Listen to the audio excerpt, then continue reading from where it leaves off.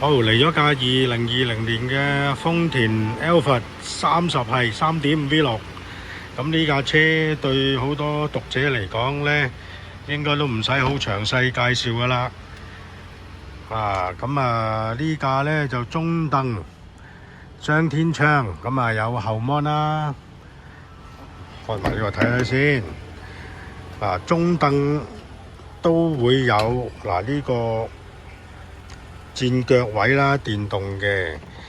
背脊嘅 iPad 座位咧都係電動嘅。咁呢隻款咧就即係我哋就叫半電動座位啦，前後咧就手動嘅。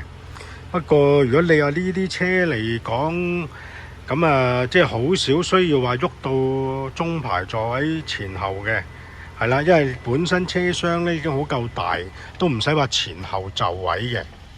好嗱，咁呢架咧就有埋窗簾，有太陽簾，係啦。嗱，點解話呢架有埋咧？唔係架架都有嘅咩？咁樣咁真係唔係架架都有嘅喎。咁如果你話喂，我睇架2.5咧，就其實係真係冇嘅。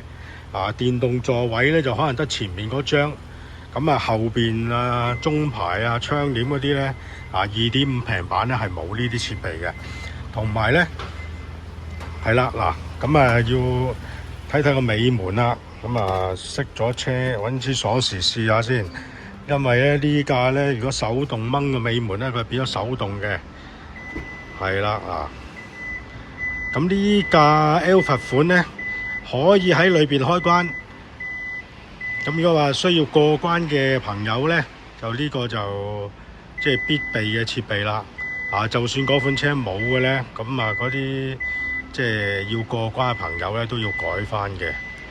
因為真係唔使落地過關咧，就梗係方便好多啦。呢架就原裝已經有埋噶啦。好，睇睇車身先黑色車身就米黃色內籠。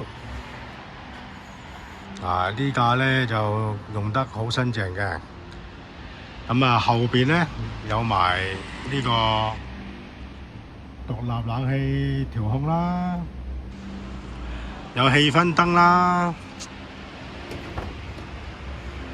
係啦，前排兩邊電動座位啦，有泊車鏡頭啦。